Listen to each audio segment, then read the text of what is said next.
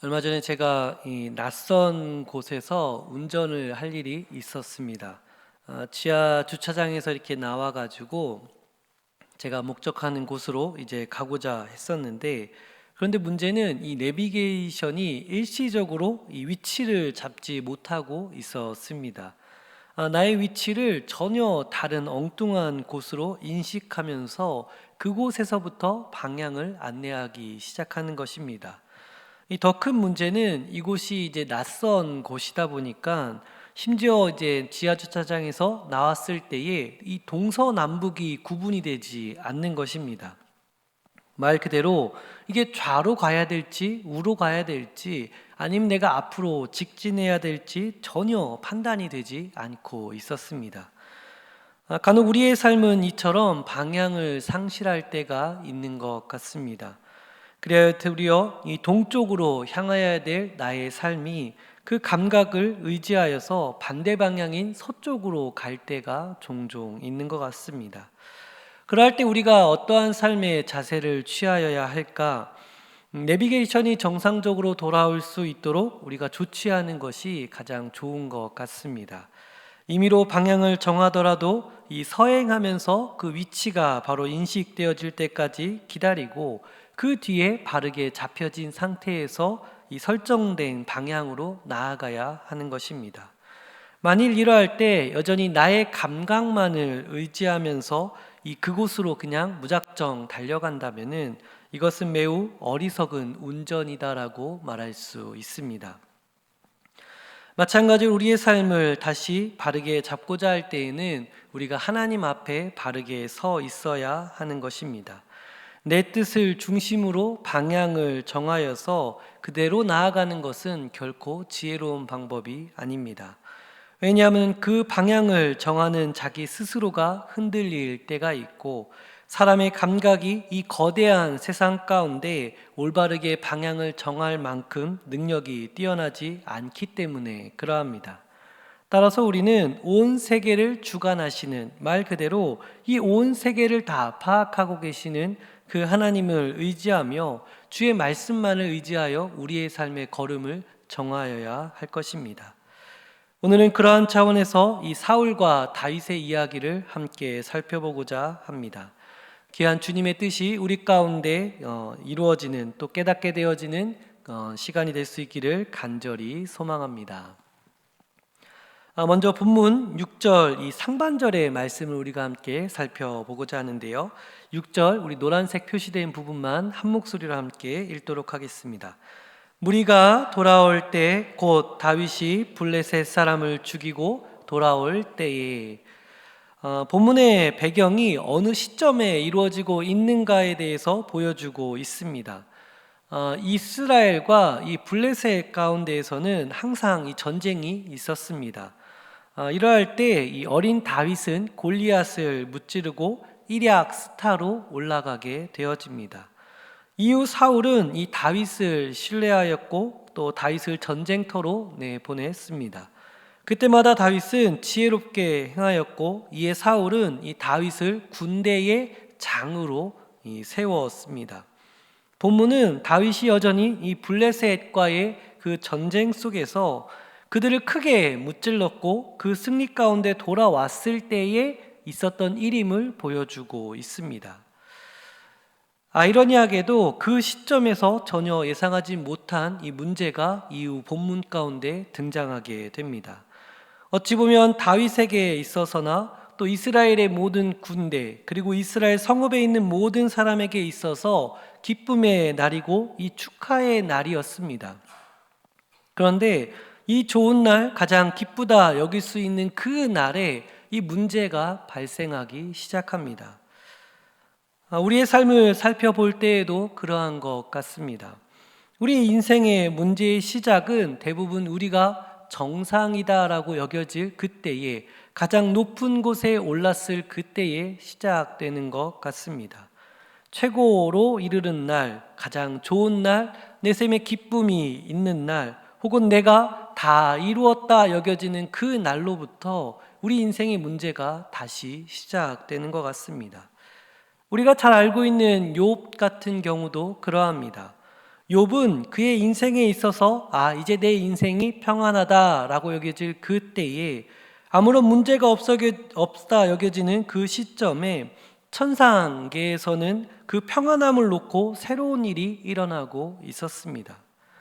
그래서 우리는 모두 이루었다 여겨지는 그때에 우리가 가장 조심해야 될 때가 아닌가 싶기도 합니다.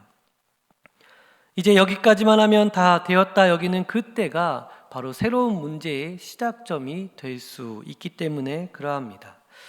그러면 우리가 이러한 강박 속에서 살아가야 할까? 늘 조마조마하며 무엇인가 되었을 때마다 그 불안감 속에서 살아가야 할까? 아니면 또 그렇게 이루어졌을 때 항상 문제가 생기다 보니까 나의 삶은 아무런 문제가 일어나지 않도록 아무것도 하지 않고 살아야 되겠다라고 생각을 해야 할까? 앞에서 이야기한 부분은 늘 불안감에 빠져 살아가는 삶일 것이고, 다른 한 가지는 이 허무주의에 빠져 살아가는 삶일 것입니다. 그리고 우리는 이러한 두 삶 모두가 다 건강하지 않다라는 것을 잘 알고 있습니다. 우리는 다만 주어진 우리의 삶을 은혜로 늘 감당해야 됨을 잘 알고 있습니다. 예수님은 제자들을 향하여 어떻게 인생을 살아내야 되는가에 대해서 이렇게 말씀해 주시기도 하셨습니다. 마태복음 6장 33절에서 34절의 말씀인데요, 우리 다 같이 한 목소리로 함께 읽도록 하겠습니다. 그런즉 너희는 먼저 그의 나라와 그의 의를 구하라. 그리하면 이 모든 것을 너희에게 더하시리라. 그러므로 내일 일을 위하여 염려하지 말라.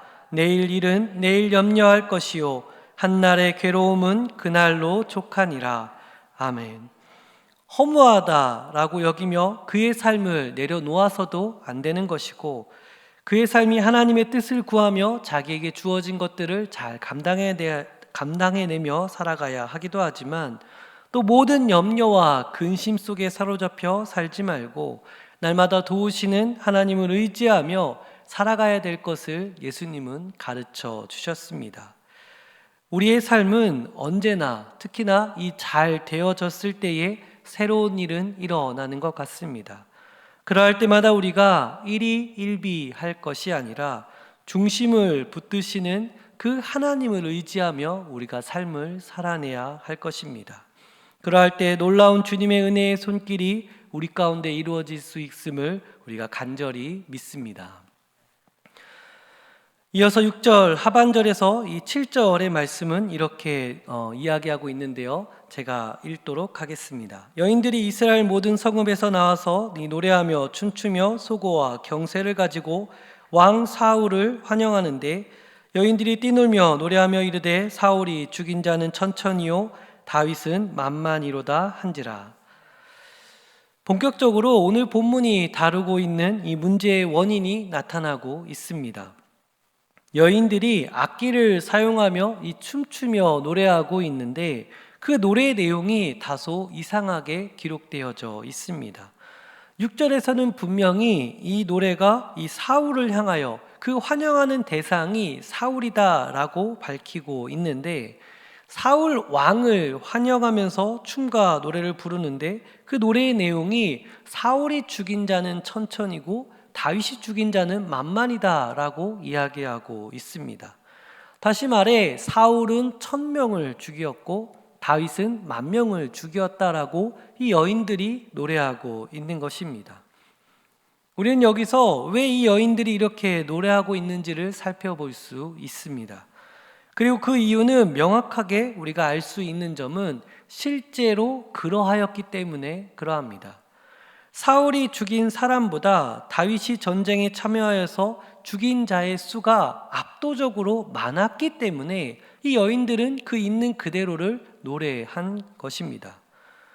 어쩌면 사람들은 이 노래가 이상하다라고 전혀 생각하지 않았을 것입니다.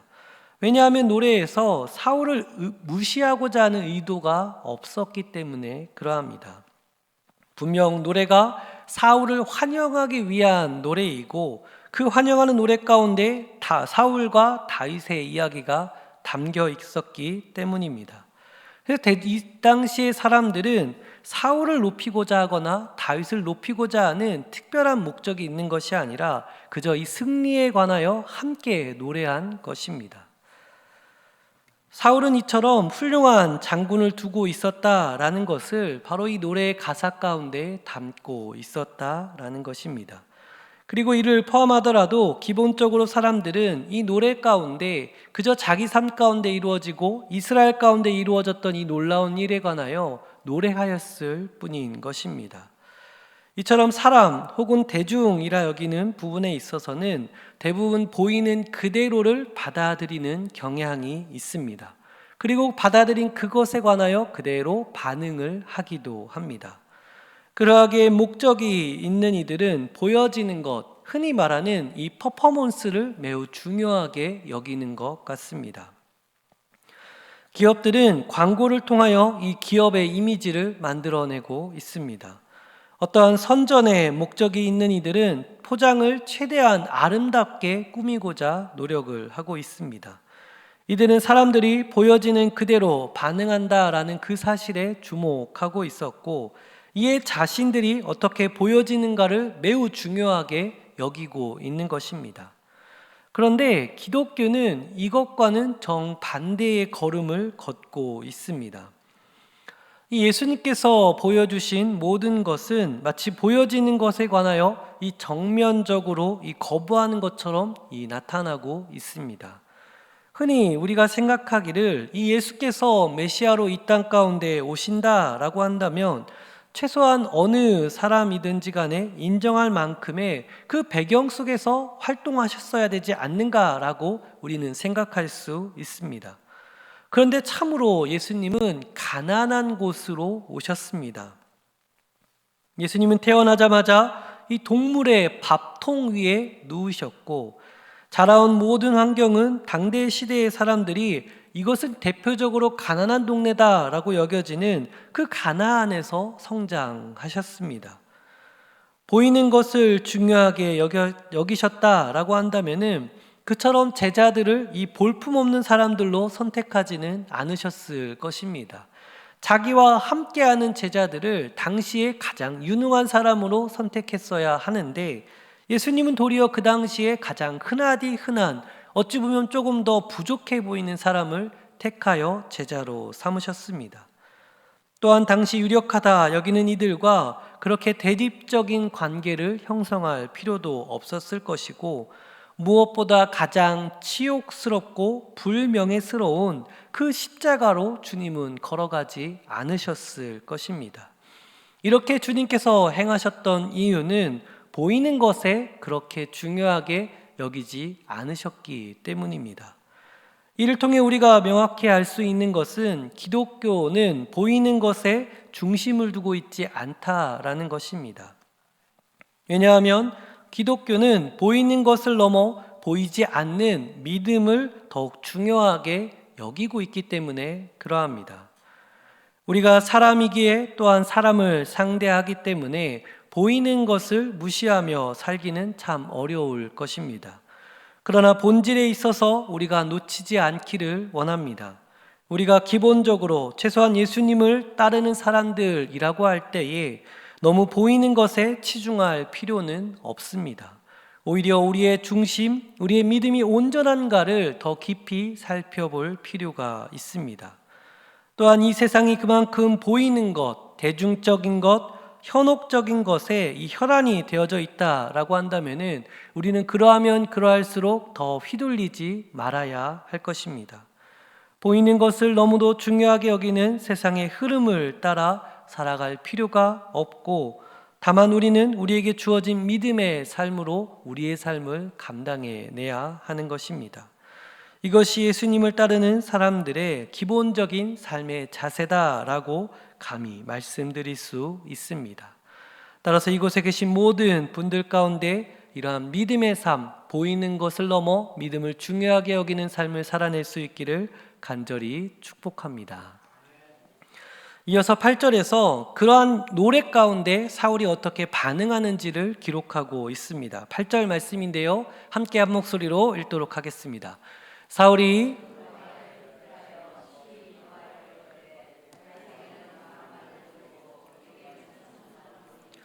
그가 더 얻을 것이 나라 말고 무엇이냐 하고.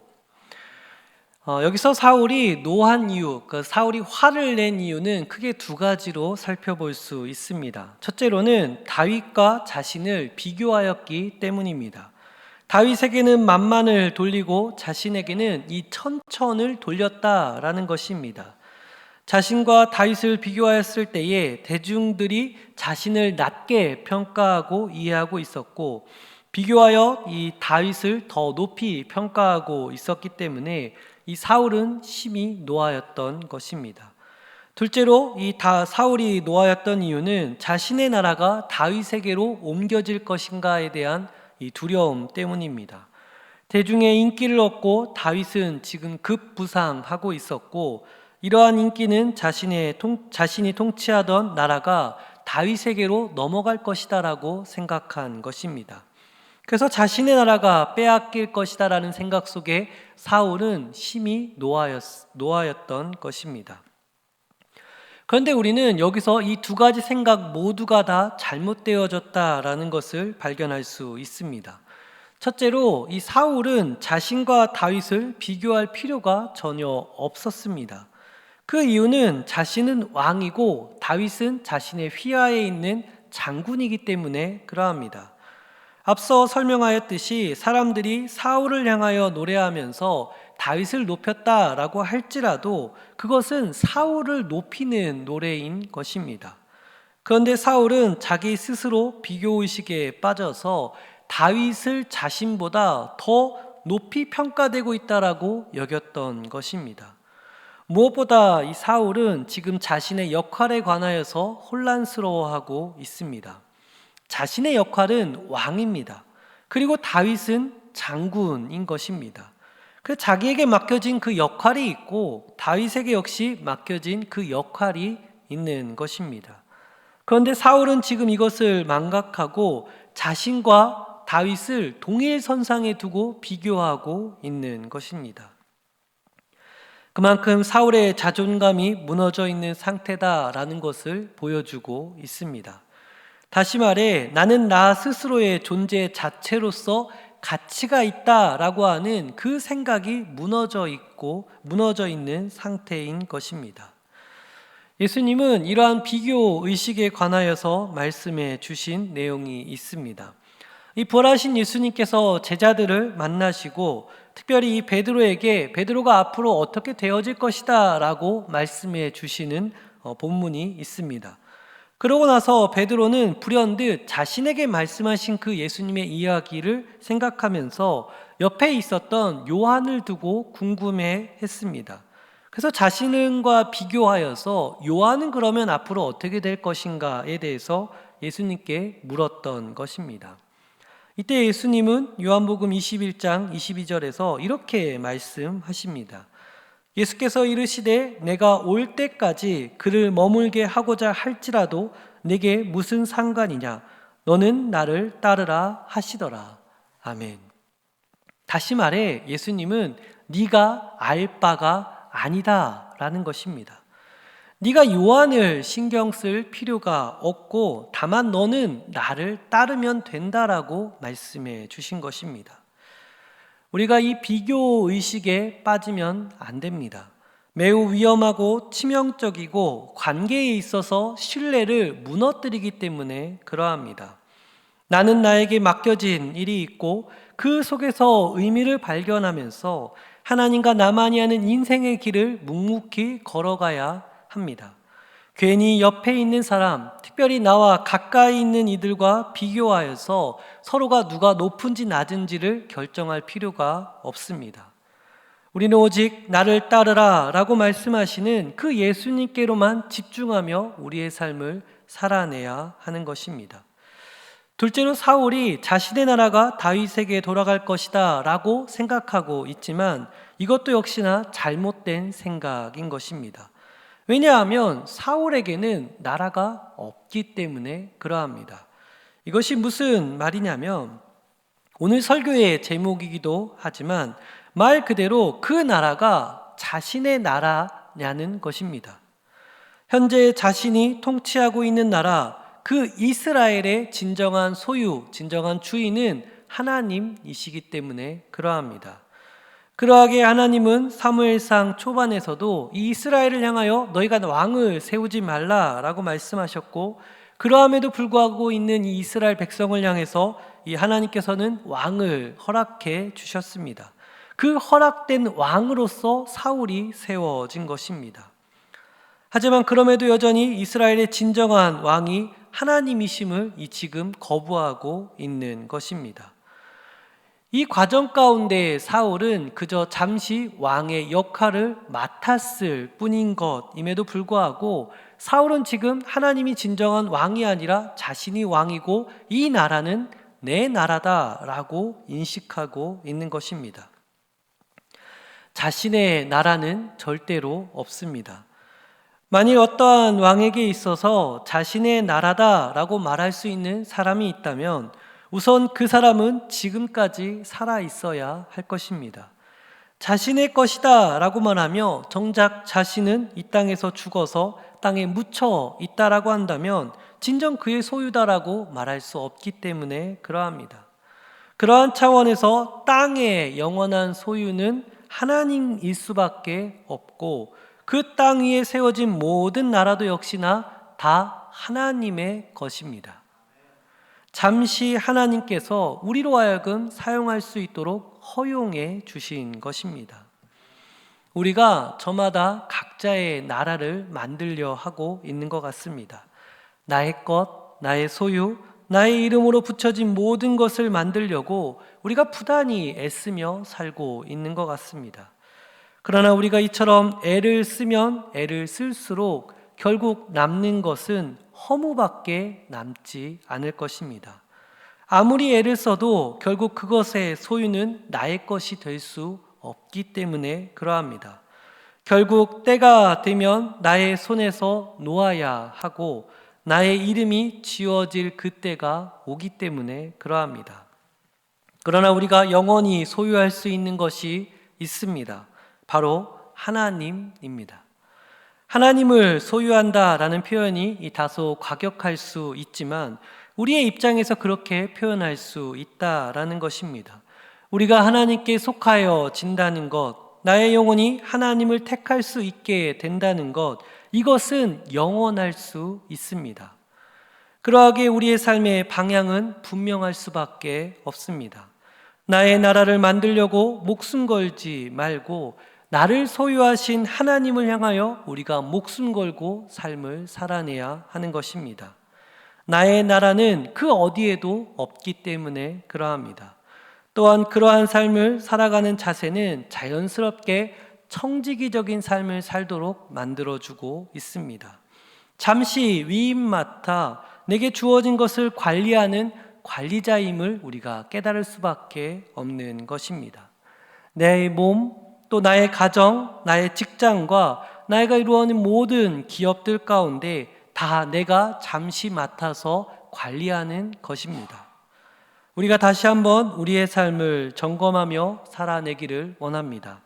나의 것이다 여기는 것, 곧 나의 나라를 세워놓지 마시고 오직 청지기적인 삶으로 내게 주어진 그 모든 것을 잘 감당해내는 우리 모두가 되기를 소망합니다.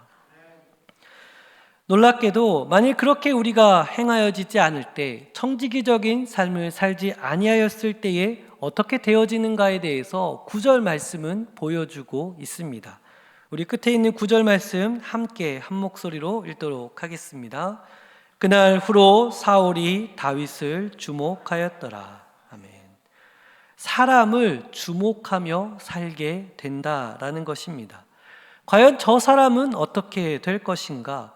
저 사람이 저렇게 행동하는 그 의도는 무엇일까? 왜 저렇게 행동하는가에 대해서 끊임없이 사람에게 관심을 갖고 살아갑니다. 이처럼 사람의 일거수일투족에 관심을 갖고 그 사람에게 집중하며 살아가는 삶은 결코 건강한 삶이 될 수 없습니다. 사실 저는 이 부분을 떠올리면서 이러한 장면도 생각해 보았습니다. 이 커다란 배가 이 바다 위를 항해하고 있는데 그 배가 어디로 행하여야 할지 결정할 때에 물 위에 떠 있는 어떠한 부표를 기준으로 하여서 움직인다라고 한다면은 이 배는 그 항해를 영원히 멈출 수 없을 것입니다. 그저 망망대해를 떠다니다가 끝날 수밖에 없기 때문에 그러합니다. 그런데 이 배가 등대, 고정되어져 있는 그 등대를 기준으로 움직인다면 그 배가 나아가고자 하는 방향으로 나아갈 수 있고 혹은 그 목적지인 항구에 도착할 수 있는 것입니다. 우리가 사람을 기준으로 살아가게 되어진다면 끊임없이 그 기준은 바뀌게 되어지고 여전히 혼란 속에서 살아갈 수밖에 없습니다. 왜냐하면 사람이 절대적으로 기준이 될 수 없기 때문에 그러합니다. 그만큼 사람은 유한하고 그만큼 사람은 흔들리는 존재입니다. 반대로 우리의 삶의 기준이 영원히 흔들리지 아니하며 변하지 않는 것으로 삼고 살아간다면 우리는 바르게 나아갈 수 있습니다. 그것이 바로 하나님의 말씀인 것입니다. 말씀을 기준으로 살아가는 삶은 사람을 중심으로 헤매이는 삶을 살지 않게 만들어줄 뿐만 아니라 어디로 향하여야 할지를 분명하게 가르쳐 주는 것입니다. 여기 계신 모든 분들 가운데 이러한 하나님의 은혜가 있기를 원합니다. 사람이 기준이 아니라 하나님의 말씀을 기준으로 살아가는 우리 모두가 될 수 있기를 간절히 축원합니다. 말씀을 정리하고자 합니다. 우리 삶은 승리를 이룬 그때에 곧 위기가 시작되어짐을 살펴보았습니다. 따라서 중심을 붙드시는 그 하나님을 의지하며 우리가 살아야 할 것입니다. 또한 대중은 보이는 것에 반응하지만 우리는 보이지 아니하는 믿음으로 살아내야 함을 함께 살펴보았습니다. 눈에 보이는 것에 너무 현혹되어 살지 않기를 원합니다. 오직 믿음으로 우리의 삶을 감당해내야 할 것입니다. 이어서 비교의식과 청지기적인 삶에 관하여 우리가 말씀을 나누었습니다. 남들과 비교하는 삶이 아닌 예수님께 집중하는 삶, 나아가 나의 것이라 나의 나라라 여기지 말고 청지기적으로 주어지는 삶을 감당하는 우리의 삶이 되어야 할 것입니다. 끝으로 만일 우리가 이러한 믿음의 삶을 벗어났을 때에는 결국 사람에게 집중하며 살게 되어짐을 살펴보았습니다. 하나님을 떠난 인생은 결국 사람에게 집중할 수밖에 없습니다. 그리고 그 속에서 허무함만이 남을 뿐입니다. 우리는 영원하신 주님을 의지하며 살아가는 사람들입니다. 이러한 말씀 앞에 우리가 날마다 하나님의 사람으로서 이 땅의 삶을 잘 감당해낼 수 있기를 간절히 소망합니다. 이 시간 그 마음 남아 함께 고백하며 마치고자 하는데요. 저를 따라 함께 고백하며 마치도록 하겠습니다. 함께 따라하겠습니다. 주님의 나라를 위하여 주님을 따르겠습니다. 한 번 더 고백합니다. 주님의 나라를 위하여 주님을 따르겠습니다. 이러한 믿음의 고백 가운데 날마다 주님의 선하신 역사를 이루어가는 우리 모두가 될 수 있기를 간절히 축원합니다. 기도하겠습니다.